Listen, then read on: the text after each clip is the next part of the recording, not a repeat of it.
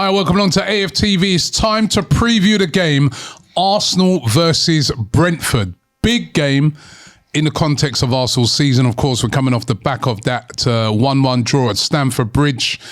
Whatever you think about it, whether it was 2 points drop, whether it was a decent point, whatever, if we weren't to take all 3 points in this game, this would be viewed on as a disaster. Chance for Arsenal really to cement their position at the top with a big win ahead of that big game at the weekend away at Aston Villa. I've got Laurie, I've got Kenya and Kwame to take a look at the game. First of all, let me start with you, Kenya. I want to get your thoughts on this game. How are you feeling? First of all, how do you, still reacting to Chelsea. How do you feel about that now that the dust has settled? And then how are you feeling about this game coming up against Brentford? Yeah, I feel obviously a bit disappointed that we didn't beat Chelsea. I think it was a game that would have made a big statement if we had won it. I don't think we were really at the races. I think a point was actually probably a fair result. But it's one of them games I also look at it like we could have also lost that game. So at least we have the point. But now it's like we must beat Brentford. Like we absolutely must. Looking at their form, they've won one game away from home. They're a home team. So the fact that is at the Emirates, where I don't know, have they won at the Emirates before?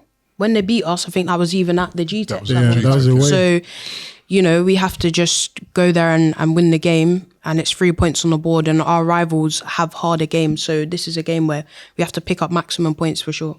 It isn't it? It's a must-win, isn't it? Yeah, 100%. I mean, these are the games that you kind of overlook. I mean, obviously we're playing the top boys in terms of Chelsea. These are the ones where we kind of, I'd say like we kind of doubt that they're all going to give us a game at home, and then it ends up being a draw, or it's a surprise draw last win. year, wasn't it? Yeah, exactly. It was a draw last year, so I kind of want us to just go in strong. I want us to continue with the similar lineup in terms of the starting 11, because the Premier League is our creme de la creme. That's the one that we need to go for. So I don't want us to kind of take our foot off of the pedal. But I think the main issue would be Brentford is their striker, which I'm sure we'll talk about. It's just making sure that our centre-backs, whoever plays at centre-back, whoever's fit, touch wood, can lock up shop, because Igor Jesus is top scorer at the moment with 11. Igor Thiago. Yeah, Thiago is scoring 11. He's really, really good. So he will be our biggest threat. But no, I'm confident that we can get a win. Well, we already know, I don't think any of us will fool ourselves to think that Brentford are going to come to the Emirates and try and pass off and off the park, are they? We know what they're going to come with. They're going to be physical. They're going to be very, very direct. That's where they've had all their success this season, and most of that success has come at home. Why do you think it is they're so strong at home, but on the road they don't seem to be able to replicate that? Only one win away from home all season. Yeah, that's a good question. So the way I would answer that is by saying that they have a game plan at home which works for them. The expectation is not as much as it would be for some other clubs. So they can, even at home, they can afford to sit deep, wait for the other side to attack them. And they've got some good, quick players on the counter. They use set pieces well. Their manager is a set piece coach as well. They use the long throw situation well. And they're organised, you know what I mean? They're difficult to beat.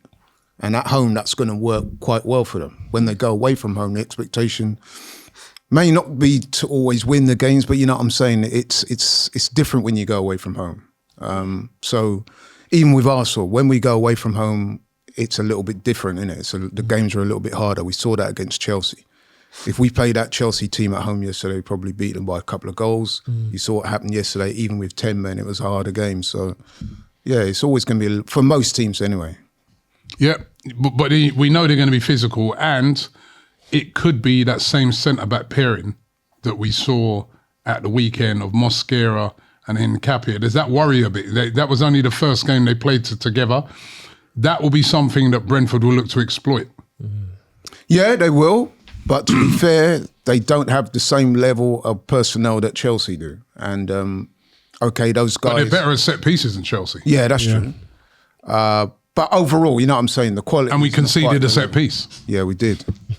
No, listen, there's no easy games in the Premier League, but you know what I'm saying? For the most part, most of the games are going to be difficult or challenging. But listen, Mosquera and Nketiah are 2 excellent players. Obviously, they only played 1 game together, but I would back them to do well against Brentford on Wednesday. And we was talking off air, and I'd be interested to know what you think, but I think that looking at the game on Sunday, I think that there was signs of tiredness amongst some of our players. Declan wasn't his usual self. And there was 1 or 2 others. Saka, it's kind of faded a little bit, had to come off. I wouldn't be against making a few changes for this game against Brentford. Not wholesale, but I would... What type of changes? What type of players? I would rest Declan. You rest Declan Rice? Yeah, I would. For an important game like this? It's an important game, but you got a guy like Christian Norgard on the bench who's... It's not Declan Rice though, is it? Sorry? He's not Declan Rice. No, he's not. But there are other factors at play. He'd be playing against his own team that he knows those guys very well. He'd be motivated. I just think Declan looks a little bit off it yesterday compared to his normal high standards. And we got the game. I see you laughing. Yeah, we got the game against Villa. Of course. A few days after that. We don't want to run these guys into the ground. And as I was saying to Kwame, and we were having quite a heated discussion about it, if you've brought Christian Norgard into our setup and you can't start him against Brentford, then why did we buy him? He's a good player, international, experienced. It's his former club. He'd be highly motivated for the game. I don't have a problem with him starting. I get it. I get it, but I just think with the magnitude of the games are coming thick and fast, yes, but it's all about momentum. I disagree with the whole Declan Rice. I thought Declan Rice was outstanding yesterday. I thought he was good. He was phenomenal so did I. again, and he's been consistent for us throughout the season. You need, and there was a little segment where he was instructing most of the Arsenal players, even when Odegaard was on the team or on the pitch, where he was telling everyone where to be.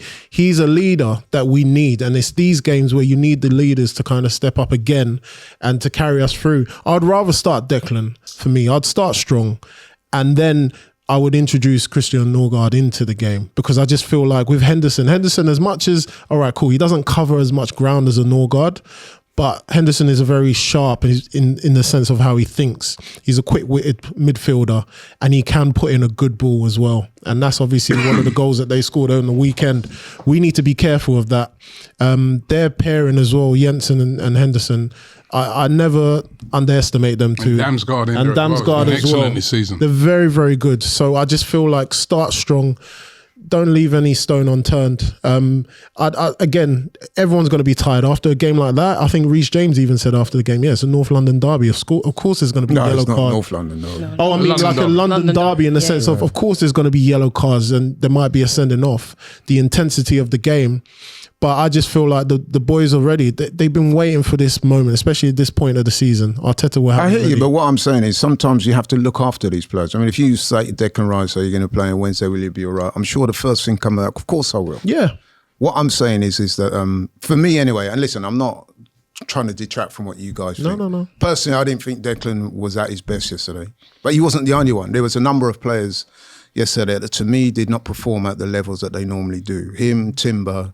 You can argue that they had decent games, but I don't think they was at their optimum. What I'm saying, the game against Brentford, and I'm not trying to disrespect Brentford, I'm saying we're expected to beat them. We're at home. We're top of the table. They're 10th. They've got a poor away record. I would suggest that this is an opportunity for the manager to rotate the team, not wholesale, because a few days after the Brentford game, we've got one of the hardest away fixtures he can go to in the Premier League right now. We looked at the table, didn't we? In terms of current form, Aston Villa currently top that table, even above Arsenal. So we need our heavy hitters to be absolutely fresh and ready to go, because that Villa game is going to be very, very difficult. Where were you at with it, Kenya? I don't necessarily... Resting players? Well, you got to watch Predicted. Shout out Lee Judges. Me and Lee Judges did Predicted 11, so watch that. You'll see what we said. I personally think, you got to make some changes, but not wholesale, because at the end of the day, Brentford have shown that they can turn up against big teams. And I know it's been at home, but they beat Liverpool, they beat Man United, they drew with Chelsea. Do you know what I mean? Like, you can't, even when I saw that game where they played Sunderland away, they lost in the last minute, but they were very intense. They're a very intense, strong physical side. Keith Andrews, set piece coach, has really instilled that into the team. You can't go into that game too lightweight. And as well, just looking at us, we have a lot of injuries. You know, we're potentially going into that game, potentially no Saliba, no Gabriel. So if you make those changes, if you're now saying that Nkapé and Mascara in there, then maybe you have to keep that midfield because, you know, we're coming up against a team that is one of the best. I said already, I think they're the best counter-attacking team in the league. Brentford. Look how many goals they just score on a counter.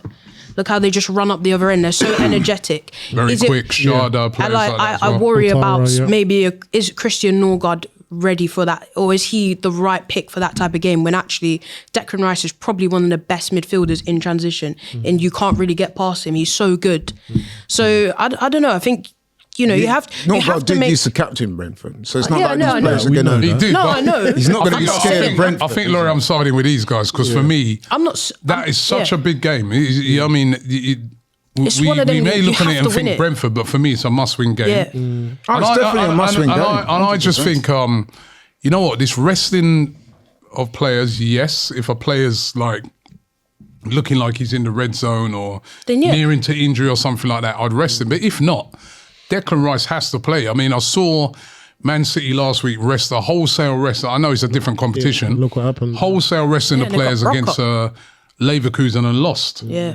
And then even when the players came back at the weekend now, they nearly slipped up against Leeds. I'd be looking to go with the strong. And I think Kenya makes a good point because there's a possibility. I mean, there are rumours that Saliba could possibly be back for this game.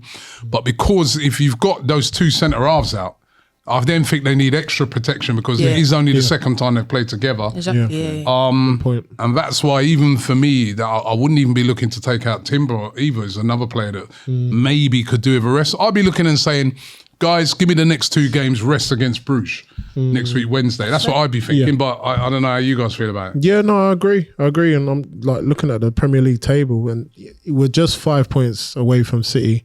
If we go into, I know our last result against Brentford was, let's say, a draw. If we end up getting a draw, God forbid, against them on Wednesday, where's that going to leave us? What kind of pressure are we going to put ourselves onto, especially going into the Villa game? So for me, I'm the same. And me as a centre-back, I always, if I haven't got my partner next to me, I'm always looking at the centre mids as well. As long as them two are the same, that's fine. They understand it. If you start chopping and changing the midfield now as well, where we're so vulnerable, I don't feel that we'll be able to cope against any team because the Premier League is so high now. The levels are so high. It doesn't matter who it is. So for me, I'd rather be safe than to be sorry. I'd rather just start strong. Yeah, if we look at some of Brentford's recent games, as you said, Laurie, very, very strong when they play at home. They beat Liverpool at home 3-2. They beat, but then they lost away at Palace 2-0. But then they came back home and beat Newcastle 3-1. Yep. But then they went away to Brighton and lost to them 2-1. And then of course they won at the weekend. But they were at home. At home again. They're Even really in that- strong at home, but away from home, I don't know what it is, but they don't seem to be able to replicate what they do at home, away from home. However, we do know that they'll be deploying the long throw, which I think they're the best team I've seen at doing it. Would you be looking at moving in the hoardings? Have we seen some of these teams doing that? Should that be a tactic for Arsenal too? Yeah. Maybe. I mean, look, if it's there for your disposal, is it against Sunderland? They moved the boards for us. Do you know what I mean? Like, it is things now that you have to think about, which is kind of crazy to say, but you know, the numbers don't lie. You've got that Kaede, who's the best long thrower in the league without a doubt. But you also have Ethan Pinnock. We're all, you know, us three are Jamaican. We know what Ethan Pinnock's long throws are like for Jamaica. Want to be Jamaican. So Kofi Kingston. But like we know what they're like on set pieces, on long throws. You know, like we have to, and it's one of them games where like, you know, the ball, you actually have to keep the ball in play for the majority of the game because that is actually a weapon for them. Yeah. You have to think about the dark arts. I agree with that. I mean, I read a book years ago. It was by Clive Woodward, the England rugby coach when they won the World Cup. He was a coach. And he said critical non-essentials. So they're little things that add up and make a big difference on the day. So what you said there about the hoardings, if that can disrupt their long flow thing, go for it. Why not? Okay, you know, I'm interested to find out from you guys I'm not going to ask you, Kenya, because I know you've done your 11 in the starting 11 show. But let's get yours, Kwame. What's your 11 for the game? Obviously, David Raya in goal. I'd probably still start Calafiori. I feel like he's done better defensively than Miles. Put right back, I would start Timber, Hincapié, and Mosquera go at the back. I'll go with Zubimendi and Rice. On the left is obviously where it changes. I would put Eze because I feel like Odegaard now, I think he's ready to come back into the team. So you put Odegaard with Eze on the left? Yeah, I'll put Eze on the left. I'll put Odegaard as well in midfield. On the right, I'll put Saka. Up top, I'd put Gyökeres. I'd definitely put Gyökeres because I just feel like the time he needs to get his flow now, especially in these big games. He missed that chance in the game yesterday. Obviously, Timber took it off of his head, but he needs to get that confidence because we're going to need him for the Villa games and even the Champions League as well. So yeah, for me, Gyökeres goes up top. Left. You left for Eze? Yeah, left for Eze. All right. What about you, Laurie? Right, I'd be making a few changes. So obviously David Raya in goal. Right back, I'd introduce Ben White for this game. I'd give Timber a rest. He looks like one of the players that need a rest. If it's Mosquera, but if Saliba is ready, then I'd bring Saliba in. In Capier, I'd comfortable with him in the team. I'd keep Calafiori. Midfield now, as I said, I would play Norgard instead of Rice, Zubimendi and Odegaard. On the right, Saka through the middle, Gyökeres, and on the left, if we're having Odegaard in the middle, then I'll probably play Eze as what I call a left-sided forward rather than a winger hugging the touchline, which to me Eze does not suit. Okay. Yeah. Okay. Me, I go. Yeah. So I'm definitely putting Timber in unless he's injured. I think like you said, good counter-attacking team. Ben White still had loads and loads of games, so probably not the game to throw him into. Mosquera and Hincapié looks like them too, unless Saliba is okay to play in the game. Calafiori definitely. Zubimendi, Rice, and I will put Zubimendi, Rice, and Eze.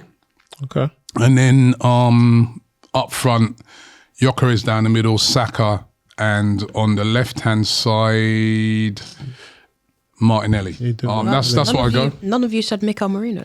No, I'll just take Guy Marino. that's been scoring. Yeah, I think Marino's a guy that you can bring on later. But I think with I'm looking at Gyökeres as his strength, his little pace that he can get in behind. I'll still keep Eze in that 10 position, just because I think he's a guy who can create some little bit of magic. But if he's not doing it, off he comes.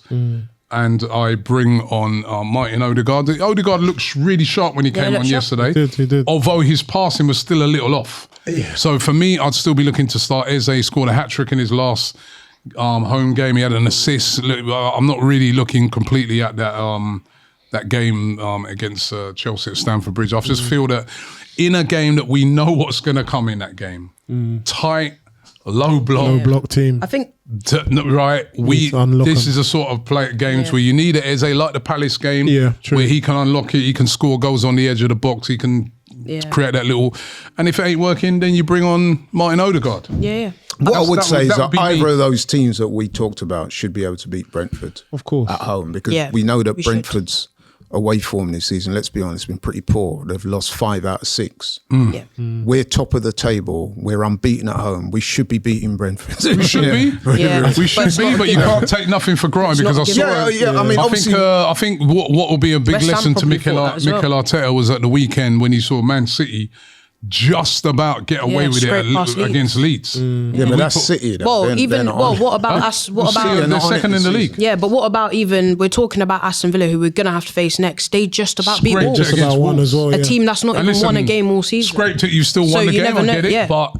I think those are just reminders that you need to be careful, because anyone can beat. Yeah, Wolves gave Villa a very tough game. Yeah, got goals disallowed and that. 100%. Could easily have got a draw in that game or a win. And the same thing with Leeds. Leeds nearly came back. Very unlucky not to get a draw. So have to be careful. I hear that. I'm not being disrespectful. I guess my point is that when I watched the team play against Chelsea yesterday, first I've got to say that we underperformed in that game. We did. There's just no doubt about it. One of the things I personally thought that I noticed was that some of the players appear to me to be a little bit tired. Now, it could be a bit of physical tiredness. They've had Could a be a tough bit week. of Yeah, it's been a mental long tiredness. week. They've had a heavy week. Yeah. Then we're going into another game at the weekend against a very good team in form who are good at home. Villa. But I think you got to beat what's in front of you first. That's Yeah, it. because you start don't. You also thinking about don't want to them. go into that Villa game saying, "Oh, we drew to Brentford or we dropped points because we took them too lightly." You want to go with momentum into that game, saying, "Right, we've gone back to winning ways now after 2 really hard draws. We've gone into it. We've beaten Brentford. We're going away to Villa Park where we won last year again against the Kosh. We're really against it, but we came away with a 2-0 win. You want to go there on a high. Do you know what I mean? You don't want to go there thinking, "Oh, we I hear that, but we if just you escaped." look at it, Or my "Oh, we got changes a are point." not wholesale. I've I'm only not- replaced I'm not saying Timber it. and Rice. I'm not saying But they're key. Yeah, key but then I think players. though what I'm looking at, and listen, we'd love to hear from you guys in the comments. I think where I'm looking at, like personally, I'm like, if you take out Timber, that's now a back four with 3 players that haven't played really together. been featuring much this season, right? Yeah. Need to have that chemistry. Then you're taking out the protection of Rice as well in front of them. Yeah. That's a bit You're too many. exposed That's from all That's a bit areas. too many It is for a me. big Exposed risk. from all areas. That's a risk. That is a risk. It's a big risk. And It is a I risk. guess you could start with that and bring players on later on, but you Yeah. don't want to be chasing the game either. But my Against a Brentford corollary team. to that is, if we can't play Christian or against What is Brentford, your No, thing but about I don't- who are we going to Norgard? play against? No, but that's not the At point. home. No, What but is it? that's not the point. I don't think anyone's necessarily disagreeing with you in that sense. You know It's God's more- agent. Yeah, It's more. Wait. It's more. He's secret Norgard is agent, no innit? scrub, people. No, He's we an know international that. player. I He was haven't even captain heard of you No, we Brentford know mention that. Norgard the whole season so far. I haven't heard you No, mention we him. know that, but the point is that we need to take context into fact here. The reality is we're missing our 2 main centre backs that play with each other every single game, right? We've got another 2 pair of centre backs which are great, but they've only ever played together once.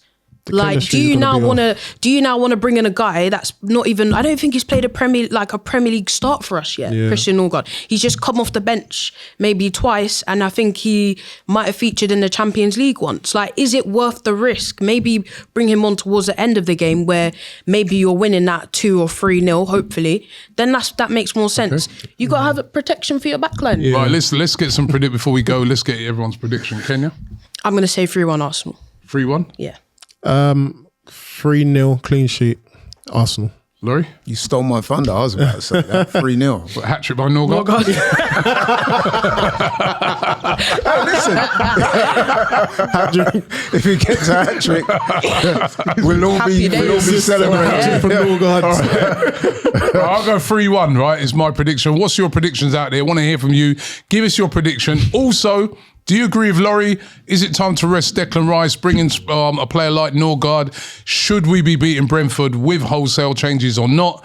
Or would you agree more with Kwame, where it's like, let's go strong, get this one, let's not take Brentford for granted. Yeah. I know there's going to be 2 sides to this story, so let us know. But thanks very much for watching. Don't forget, on the day, we've got the big watch-along in the studio. We'll be watching along to that game. Very important game for us. Remember, it's a 7:30 kickoff on Wednesday night UK time.